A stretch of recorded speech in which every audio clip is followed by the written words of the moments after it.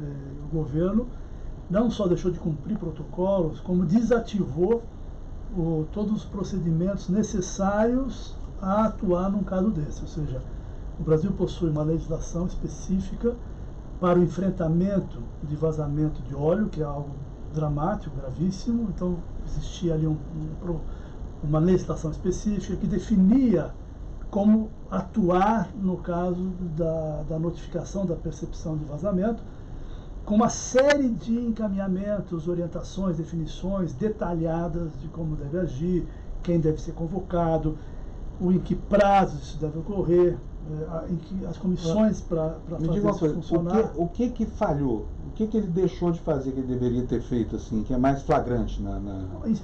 Instaurar o Plano Nacional de Contingência, que é exatamente isso que a legislação prevê. Quando você tem esses casos,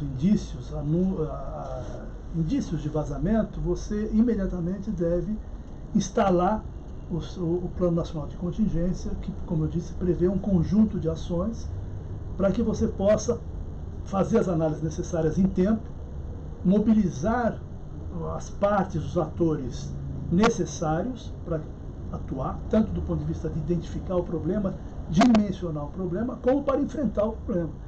E isso não foi feito, nada disso foi feito, ou seja, o que estava previsto como uma obrigação do poder público, no caso do Ministério do Ambiente, que é quem coordena esse processo, não foi feito. E esse conjunto de normas, ele é facilmente visualizável? Porque, por exemplo, você pode argumentar que tem uma nova administração que talvez não conheça, não esteja familiarizada com todos os protocolos e por isso acabou errando no tempo, essa coisa toda. Ou houve incúria mesmo, na sua opinião? Não, houve incúria, porque, na realidade, Fábio, eu acho que esse é um ponto que tem a ver com todos os problemas que nós estamos enfrentando na área ambiental. As políticas públicas, elas são definidas e elas perpassam os governos. Quer dizer, quando você assume o governo, não é como a sua empresa ou a sua casa que você faz o que você quer. Você tem um conjunto de procedimentos que estão normatizados, estabelecidos em leis específicas, que você é obrigado a seguir. Não é uma opção de quem está à frente do governo seguir ou não o procedimento. É claro que ele pode propor uma alteração no procedimento, propor um aprimoramento do procedimento e, a partir dali, uma vez aprovado, um novo procedimento se implanta. Mas enquanto isso não é feito, você é obrigado a implementar, é obrigado a dar sequência àquilo que está previsto em lei. E isso não foi feito. Quer dizer, é mais ou menos como se o governo tivesse prevaricado em relação à aplicação de normas ambientais, é isso? Não, completamente. É uma prevaricação clara, né?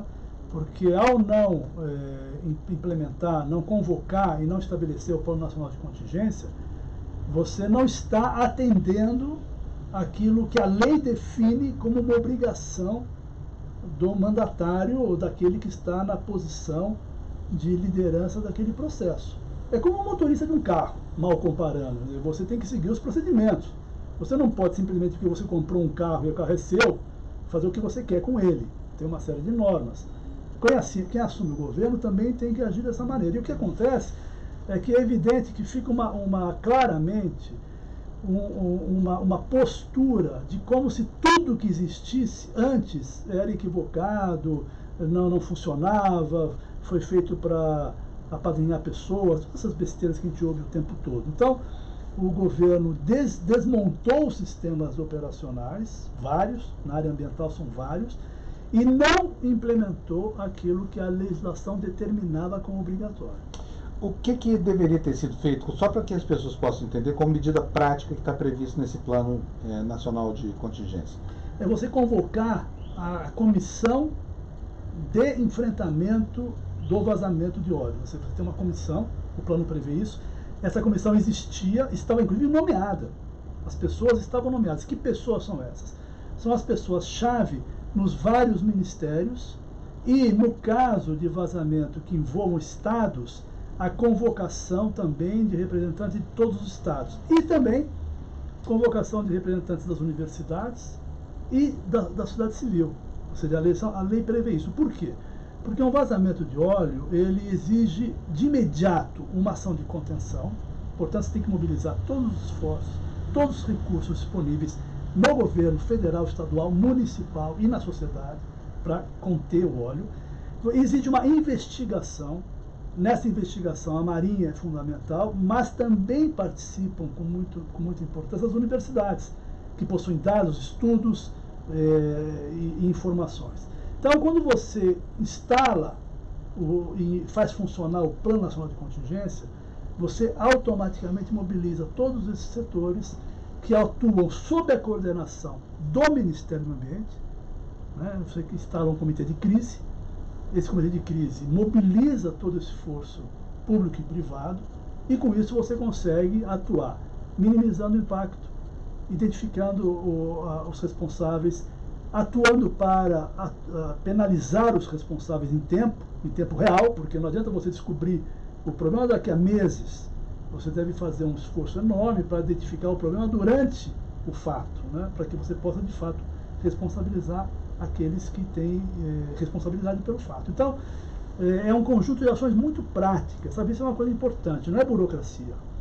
É você pegar os melhores pesquisadores, os maiores especialistas em conservação dos ecossistemas marinhos, aqueles que sabem, por exemplo, onde você deve atuar primeiro, porque são zonas mais sensíveis, que você deve proteger imediatamente, aquelas regiões menos sensíveis que podem ficar num segundo momento, mas sempre mobilizando o conjunto de atores públicos e privados, e repito, fundamental, envolvendo os órgãos estaduais, que têm uma capacidade muito maior de atuar no local do que o próprio governo federal.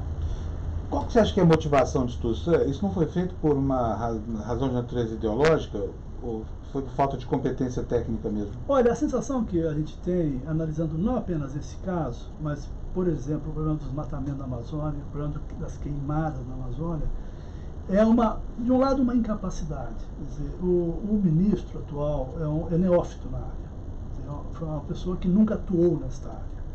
Isso é inédito no Brasil. Se você olhar a história do Ministério do Ambiente, que não é tão longa assim, né, do governo Itamar para cá, você vai ver que todos os mandatários ali tinham conexões claras, tinham serviços prestados, tinham uma história de relacionamento com a questão ambiental, seja no parlamento, seja no executivo, nos órgãos estaduais, muitos vieram de órgãos estaduais, seja na sociedade civil. Então você tinha ali um conjunto de lideranças que tinham experiência com o assunto. Segundo, você tinha também pessoas que conseguiam convocar. Aí vem o segundo problema. Então, além de ser um neófito, além de não conhecer o assunto, este ministro não se cercou de pessoas que conheçam. Ao contrário, ele afastou as pessoas do próprio serviço público que conhecem a máquina, sabem como funciona. Quem vai para o serviço público, eu já estive lá, eu sei bem disso, senti isso na pele, se você não estiver cercado de pessoas que conheçam os procedimentos, que saibam como lidar e acionar os diferentes mecanismos, você não faz nada.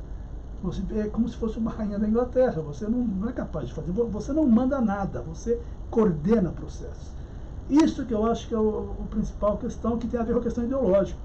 Uma percepção totalmente maluca, esquizofrênica, desse atual ministro, dele achar que tudo antes era ou de esquerda, ou eram pessoas incompetentes, ou eram pessoas apadrinhadas, quando na realidade são pessoas que fizeram concurso público, passaram em provas extremamente difíceis, fizeram mestrado, doutorado, para estarem ocupando as cadeiras que ocupam.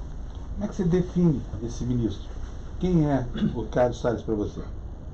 Olha, é uma pessoa que não entende do assunto, primeiro ponto.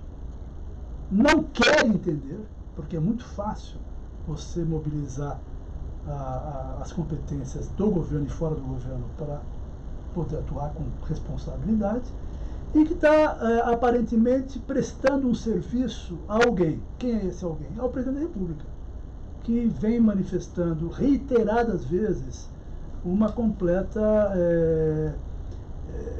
uma antipatia e um antagonismo completo da questão ambiental. Tudo que é na área ambiental significa problema, significa retrocesso, significa esquerda, né? Então, esse tipo de postura, onde você tem alguém que não tem compromisso, no fundo, Fábio, essa é uma questão central. Quando você nomeia alguém para ocupar uma posição importante no governo, esse alguém, essa pessoa, ela tem que ter algo a perder se não for bem sucedido. Esse ministro parece que terá algo a perder se for bem sucedido, né?